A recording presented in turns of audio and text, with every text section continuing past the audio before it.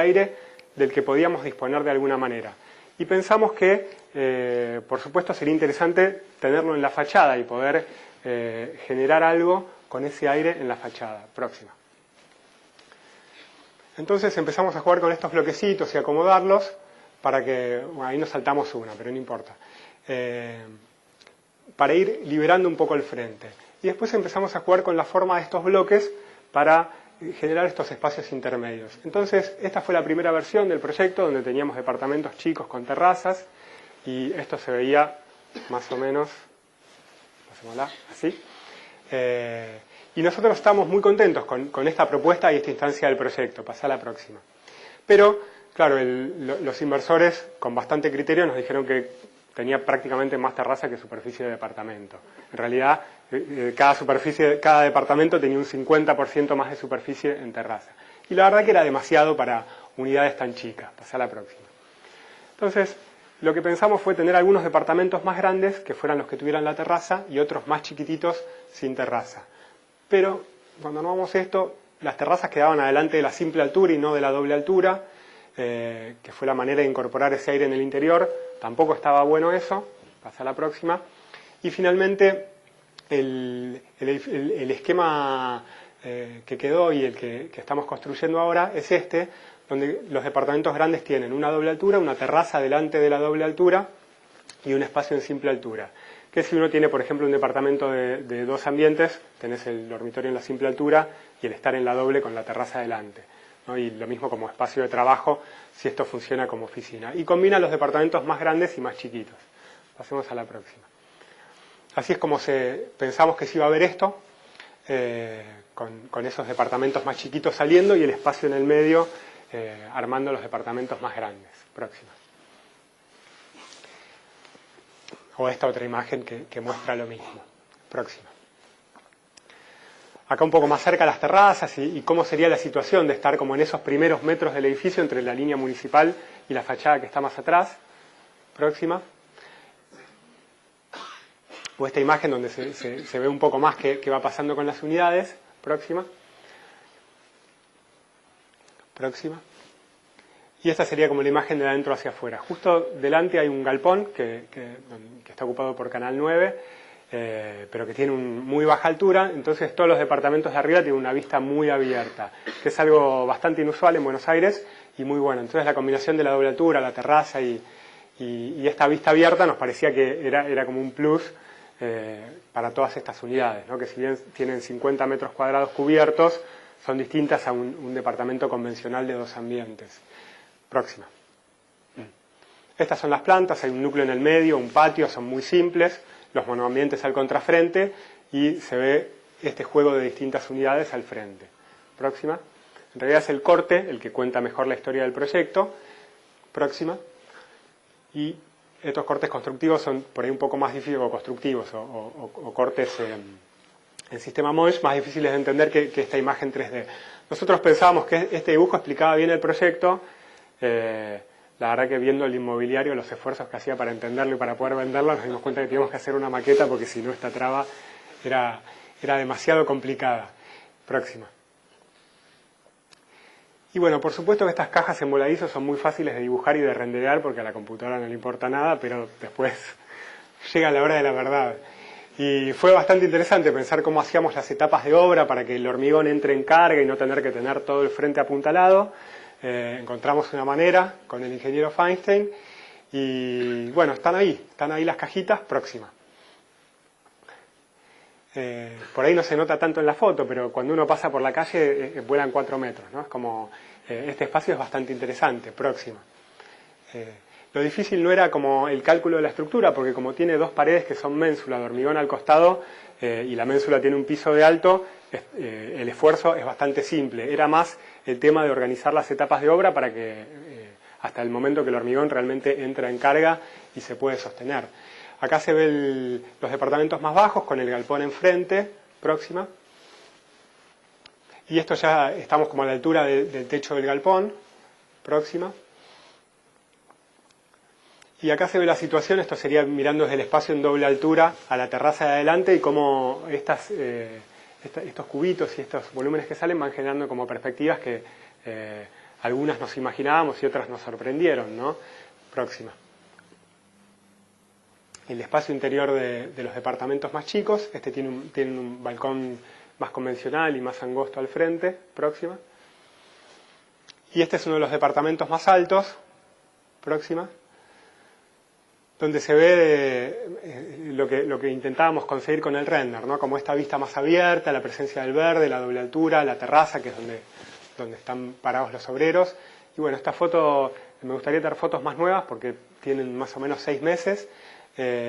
Ahora la obra avanzó como en un montón de terminaciones, pero me parece que igual cuentan la historia de cómo son estos espacios y cómo se relaciona la estructura con la fachada, con el espacio de la calle y con el espacio interior de los departamentos.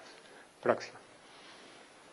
Otro tema que para nosotros siempre fue importante es el tema del movimiento, ¿no? Pasa a la próxima. La arquitectura es básicamente un hecho estático, pero que está atravesado todo el tiempo por distintos flujos de movimiento, principalmente de gente, ¿no?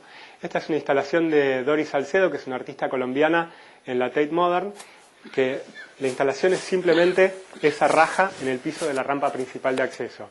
Lo interesante es ver cómo todo el movimiento de la gente, y hay un montón de videos, tiene que ver con esa raja, ¿no? Como que la gente ya no camina más por cualquier lado, como que ese pequeño gesto condiciona, pasa a la próxima, todo el movimiento a través de la arquitectura.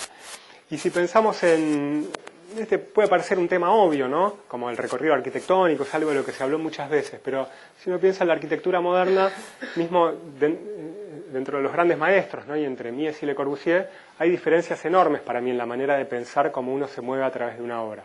Mientras Le Corbusier todo el tiempo está dirigiendo al espectador y está como calculado casi como en un guión el movimiento que uno va a seguir, como podemos ver en la rampa de la Ville Savoie, por ejemplo, donde te dice camina por acá y cuando llegas arriba mira por acá, y de esa manera como están estudiados todos los efectos y funciona casi como una película, casi como una película de acción, ¿no? Donde existe esta secuencia y esta cadena de efectos.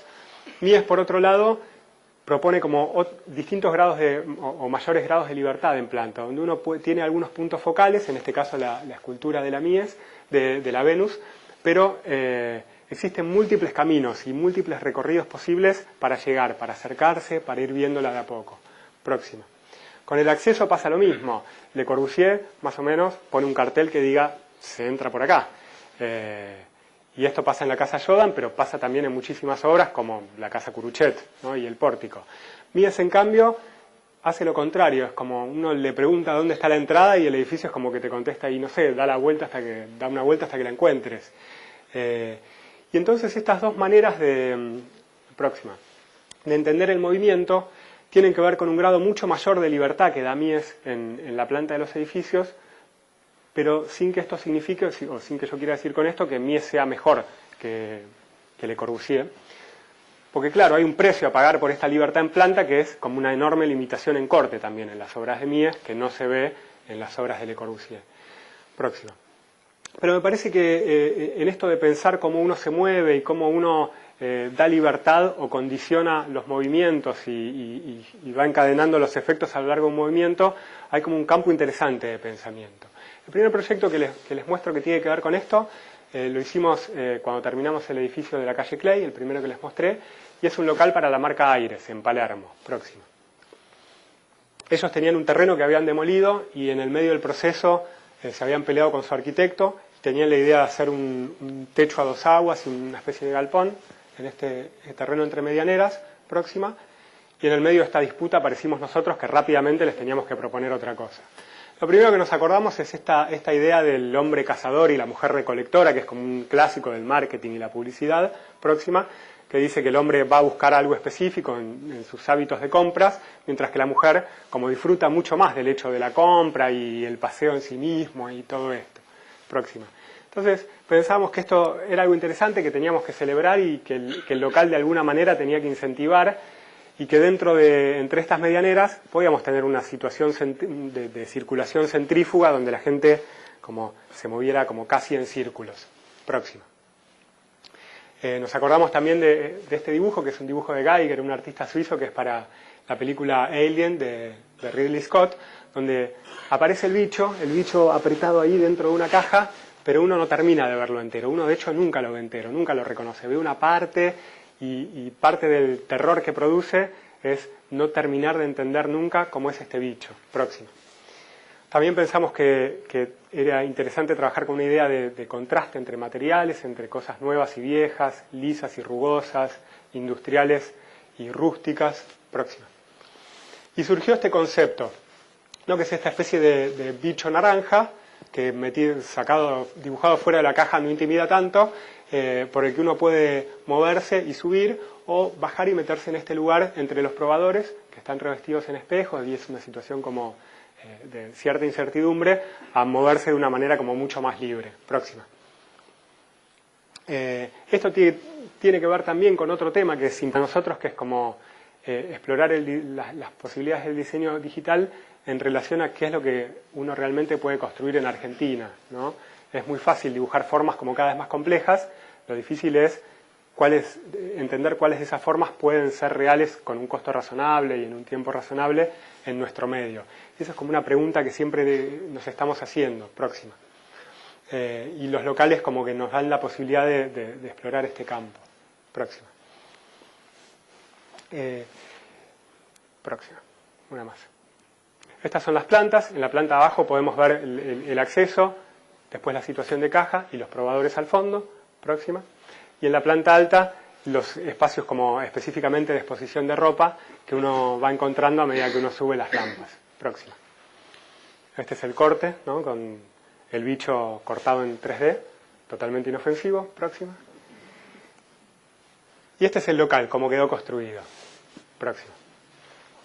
Cuando uno entra, se encuentra con esta puerta ruteada, que es como una especie de invitación a tocarlo, como una invitación a otros sentidos que la vista, de la misma manera que pasa con la ropa. Próxima. Y te encontrás con esa rampa que te invita a subir o la posibilidad de bajar esas otras escaleras. Próxima. Ahí está el bicho, como metido dentro de su casa. Próxima. Y aunque no se noten las imágenes, el bicho en realidad está construido de barrisol, que es una especie de tela plástica, un plástico tensado. Próxima. Y que nos permitía tener una terminación totalmente lisa y brillante, con un presupuesto como razonable y un tiempo rápido de ejecución. Próximo. Mientras que las paredes son estas paredes grises, texturadas, que contribuyen a generar como este contraste entre una pieza y otra. Próxima. Este es el espacio de arriba, al que uno llega cuando subió la rampa. Hay fotos con ropa, fotos sin ropa, esto depende un poco del espíritu de cada fotógrafo. Próxima. Y la posibilidad de seguir subiendo y encontrarte con más cosas. Próxima. Próxima. Esta es la vista contraria, desde arriba cuando uno baja. Y si bien uno se va imaginando las perspectivas, la verdad es que lo que genera la combinación de rampas y diagonales y el material brillante es la aparición de un montón de perspectivas inesperadas, próximas, que algunas quedan de alguna manera fuera del control. Este es el bicho prácticamente entero. Próxima. La otra opción cuando uno entra es bajar, llegas al lugar de las cajas. Próxima. Puedes mirar hacia arriba y ver el espacio de las rampas. Próxima. O meterte en este que finalmente resultó ser uno de los espacios más interesantes, que son estas 6 cajitas revestidas en espejo en los 4 costados, que son los probadores, pero que es como una especie de laberinto de espejos del parque de diversiones de cuando éramos chicos. Y acá sí las perspectivas son múltiples, y caminás 2 pasos y te mareás, y a la vez como probador funcionan bastante bien, como uno sale, se ve desde todos los ángulos. Próxima. Y si atravesás esta situación tenés como un pequeño jardín de fondo, que es como un lugar de descanso y de espera. Próxima. Próxima. Próxima. Próxima. Próxima. Nos pasó algo gracioso hace unos años, una más, que es que en internet encontramos esta imagen de una empresa de renders chino, ¿no? Acá tiene el logo, lo ven. Y como que, esto me parece conocido. Y de golpe nos dimos cuenta que habían agarrado una foto del local, lo habían modelado entero y habían hecho un render del local para su promoción próxima. Y estaban buenísimos los renders. siempre que estaban en dudas pusieron materiales más caros, por ejemplo en el piso, fíjense el piso de piedra, todo está mucho mejor terminado que el local. Y después hicieron un dibujo más próxima tomándose algunas libertades, ¿no? Cosas que nunca aparecieron. Nunca nos llamaron, nada. Y nosotros los vimos, nos emocionamos un poco, les mandamos un mail y nunca nos contestaron tampoco, pero no importa. Gracias a Internet las pudimos ver. Próximo. Este es un proyecto mucho más raro que hicimos hace unos años en China, en el año 2008, próxima, que fue uno de varios proyectos colectivos que se hicieron en China. Nosotros participamos en otro que se llamó Ordo 100, que fuimos 100 arquitectos de distintos lugares, cada uno invitado a diseñar una casa dentro de un barrio. Y éramos 10 estudios que eran Yansong Ma, el estudio SMAD de Beijing, que ahora es como un estudio muy conocido, chino, Julian Desmet, Big, que bueno, ahora es famosísimo, en el 2008 ya le estaba yendo muy bien, Serie, que son indios, Michelle Roskin de México, próxima, Lena Manfredini y Tom Wiscombe de Los Ángeles, Su Fujimoto, que también participó del emprendimiento de Ordos y desde ese momento le fue muy bien, Mass Studies, que es un estudio de Seúl, y Hu Liang, al que nos referíamos como Julián todo el tiempo, ¿de dónde era? De Shanghái, próxima. Y como tantos emprendimientos en China, te mandan un mail, te invitan, te preguntan si querés participar, por supuesto, y hasta que no llegás, no terminás de enterarte de qué se trata esto. Entonces, todos viajamos, próxima. Vamos a la oficina del cliente y nos muestra esto, que es el desarrollo que estábamos terminando. Fíjense el tamaño de la maqueta, ¿no? Tenía agua, luces, el agua corría, un emprendimiento de no sé cuántos millones de metros cuadrados porque es imposible de retener. Y como esto lo estaban terminando, querían hacer como ahora una cosa mucho más chiquita con arquitectura contemporánea o lo que ellos llamaban progresiva, próxima. Entonces nos llevan al lugar, esto se llama Guyang, es en el sur de China, próxima. Esto es de camino, las zonas que visitamos, no es el terreno específicamente, próxima. Pero les muestro esto para entender el carácter, que es como una zona de vacaciones en China, próxima. Y un lugar de gran belleza natural y poco contaminado. Esto es más cerca del terreno, que estaba atrás de una de las montañas que rodeaban este río, próxima. Específicamente en este lugar, ¿no? Donde llegamos todos y estábamos intentando entender qué pasaba. Entonces, ellos decían que lo que les interesaba hacer era un nuevo centro urbano. Pasa mucho en China que las ciudades como que se duplican o crece un nuevo centro al lado de una ciudad existente, usando toda la infraestructura, ¿no? El aeropuerto, la red ferroviaria y todas las redes de infraestructura. Próxima. Y tenían una idea de la combinación de edificios que querían hacer, pero también querían nuestra opinión al respecto. Como sucede muchas veces en China, uno se pone a discutir, a pensar como qué puede pasar con esto, próxima a desarmar las maquetas, intentar generar otras cosas, y en algún momento al final del día viene alguien, la vuelve a armar como estaba antes y dice, bueno, todo muy interesante, pero lo que queremos hacer es esto, lo que les contamos al principio.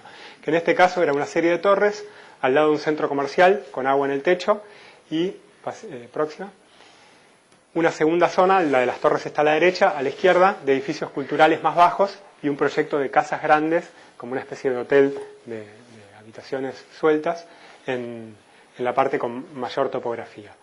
A nosotros nos tocó hacer una torre para el programa de Apart Hotel, ¿no? Había otra torre que era un hotel, otras que eran edificios residenciales y actividades culturales y comerciales en los edificios bajos. Próxima.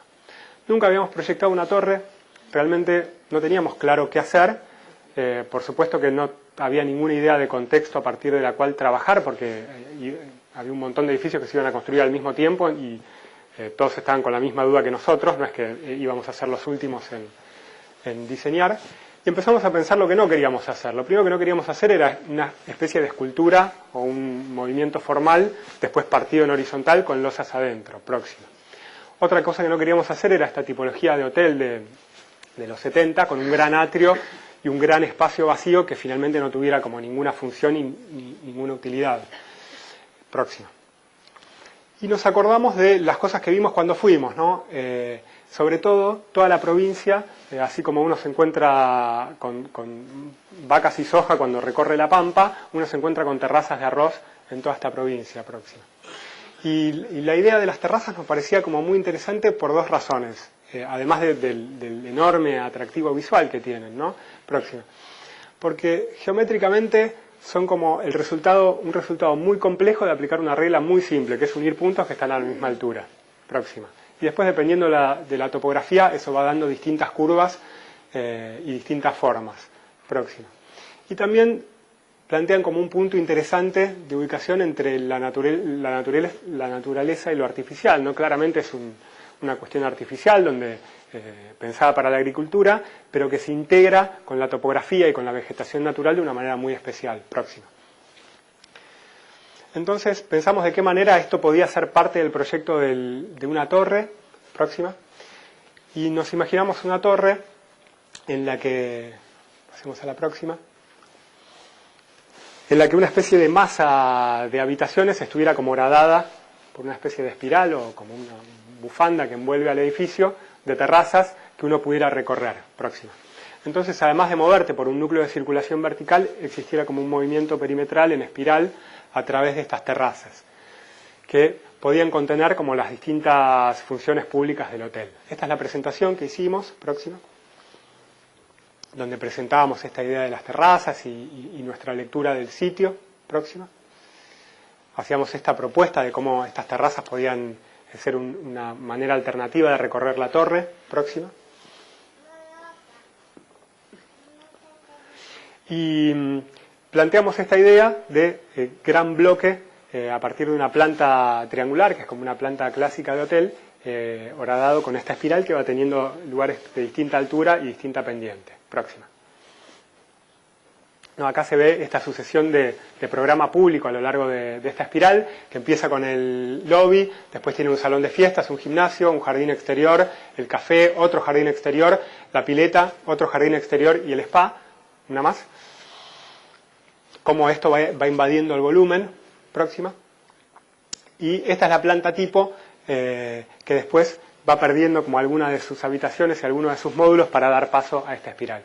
Estas son unidades chicas y con el mismo módulo estructural podrían armarse, próxima, unidades un poquito más grandes de un dormitorio, ¿no? De 2 ambientes. Próxima. Las plantas reales son estas, donde esta organización como ideal que les mostraba en la planta concreta va perdiendo distintos pedazos en relación del programa público que alojan. Próxima. No, este es el café, en estas terrazas y escalones. Próxima. Un jardín exterior. Próxima. La pileta cubierta. Próxima. Estas son las vistas del resultado de esta operación. Próxima. Y cada una de las alturas de estos lugares, próxima, tiene que ver con el programa que hay ahí. Y también de una manera que al principio no habíamos pensado, además de las relaciones con el exterior, empiezan a aparecer, como se ven en corte, relaciones entre los distintos lugares o los distintos brazos de esta espiral que va subiendo. Próxima. Este es el resultado del edificio tal como lo imaginábamos. Próxima. Se ven ahí los jardines exteriores, que esta espiral a veces es interior y a veces no. Y como teníamos esta planta con 3 salas, nos parecía interesante tener un jardín en cada orientación para asegurarnos que en cualquier momento del día ibas a tener un jardín en sombra y un jardín en sol, con sol, según el uso que uno le quisiera dar. Próxima. Próxima. Próxima.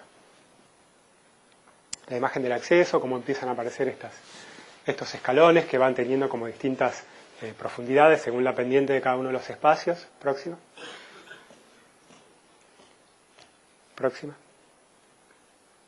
Y cómo desde estos jardines se puede establecer una relación con el exterior. También pensamos que era interesante, como este es un lugar de vacaciones y de actividades al aire libre, plantear la posibilidad de llegar a tu habitación de otra manera y que no importa en qué piso estuvieras, siempre en tu piso tenés acceso a esta espiral de programa público y podés conectarte con eso y empezar a moverte. Próxima.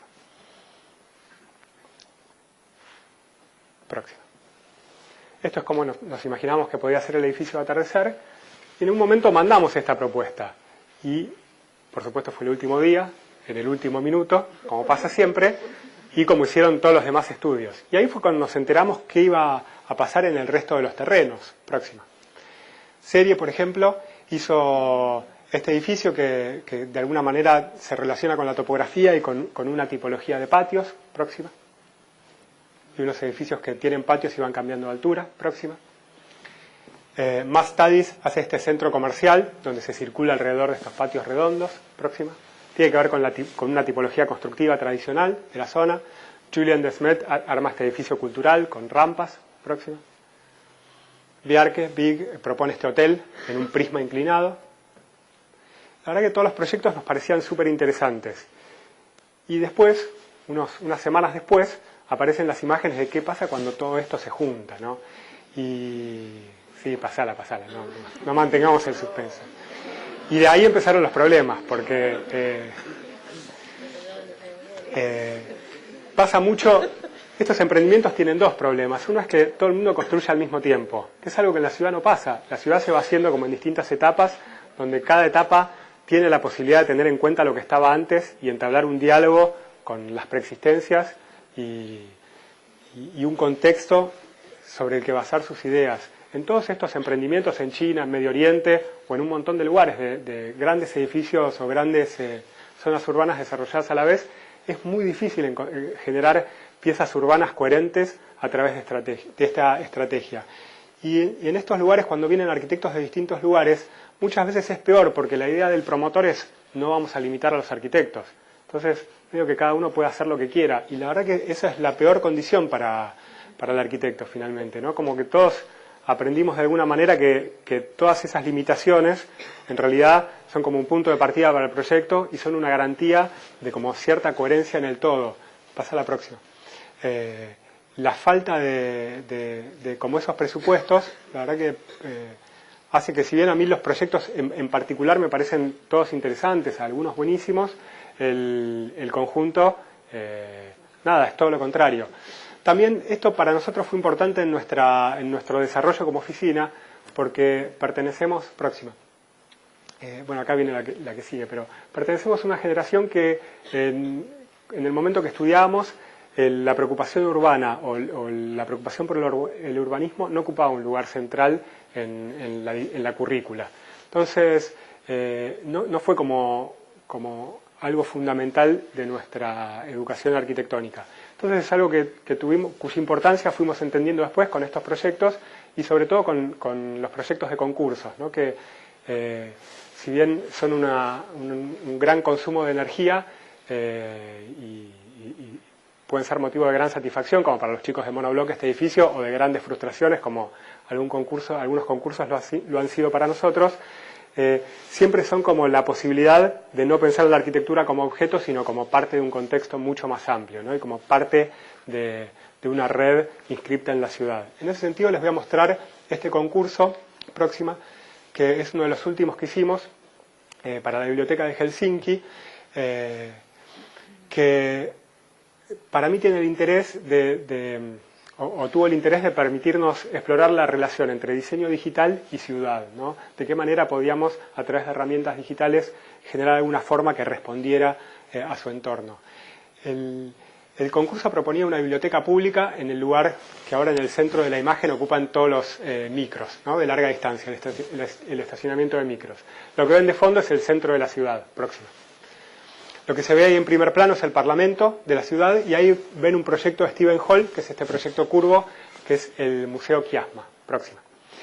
Y lo que se ve acá es de qué manera el terreno está como en una situación intermedia entre el Finlandia Hall de Alvar Aalto, que está a la derecha, y uno de estos brazos de mar que rodean la ciudad, y la situación más urbana de la izquierda. Entonces, de alguna manera, el proyecto tenía que mediar entre estas dos condiciones de parque y lago y infraestructura cultural en el parque y centro urbano, próximo.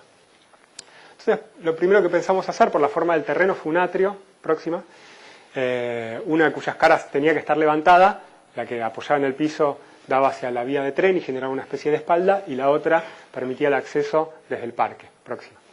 Pero después, a medida que nos íbamos hacia el lado del parque, esto podía girar y generar una especie de gran terraza y un lugar elevado desde el cual ver el edificio de Alvar Aalto, el mar y el parque, próximo, ¿no? Entonces, este giro de la idea original era lo que definía la volumetría y los espacios del proyecto, próximo. Este es el resultado, ¿no? Se ve como esto, después, a partir de esta idea, lo empezamos a trabajar y para ir acomodando los distintos programas. Próximo. Y esta es la imagen del sector que tiene como un carácter más vinculado con el parque, tiene una terraza de lectura, tiene bares en la planta baja. Próxima.